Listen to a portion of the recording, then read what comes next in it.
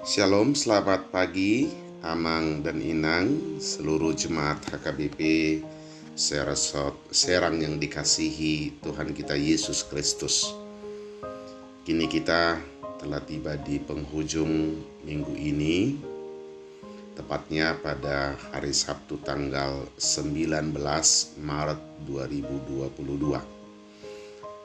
Marilah kita mempersiapkan hati kita untuk bersekutu dengan Tuhan melalui firman-Nya.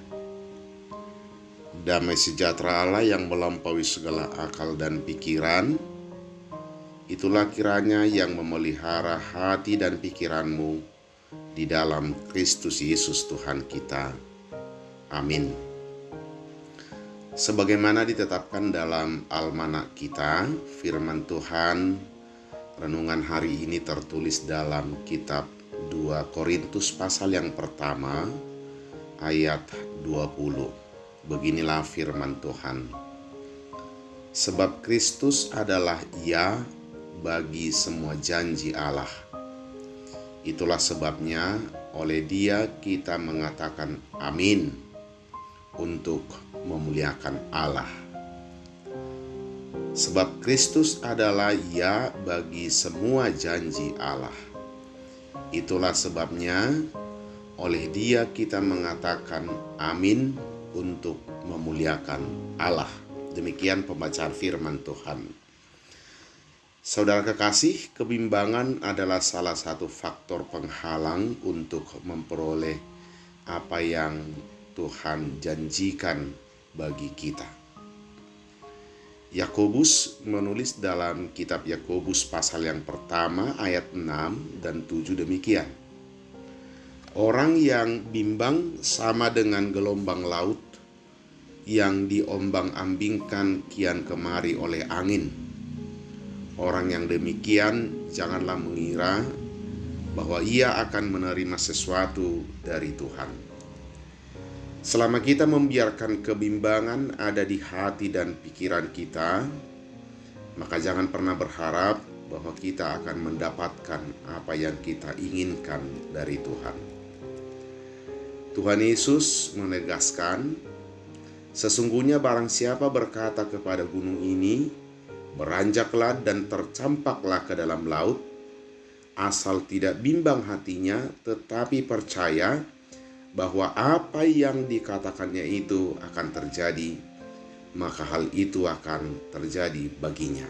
Demikian menurut penulis Injil Markus pasal 11 ayat 23. Bila kita ingin melihat dan mengalami perkara-perkara yang dahsyat dinyatakan di dalam kita, jauhkanlah segala kebimbangan dan taruhlah selalu kata ya dalam hati.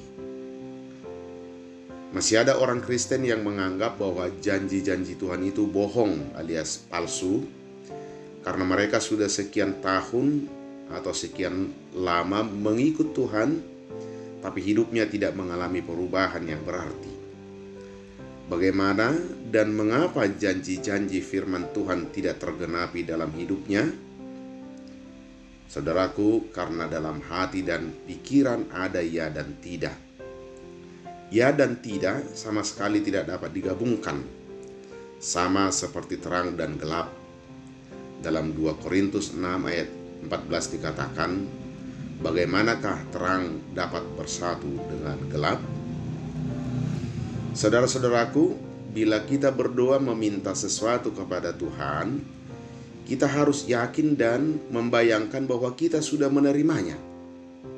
Hal ini tertulis dalam Injil Markus pasal 11 ayat 24. Apa saja yang kamu minta dan doakan, percayalah bahwa kamu telah menerimanya, maka hal itu akan diberikan kepadamu. Mengapa demikian? Sebab di dalam Dia hanya ada ya. Di kitab 2 Korintus pasal pertama ayat 19, dan Allah bukanlah manusia sehingga ia berdusta, bukan anak manusia sehingga ia menyesal. Masakan ia berfirman dan tidak melakukannya, atau berbicara dan tidak menepatinya? Hal ini bisa kita baca dalam kitab Bilangan pasal 23 ayat 19. Karena itu saudaraku, peganglah kebenaran firman Tuhan ini dan percayalah bahwa cepat atau lambat janjinya pasti digenapi.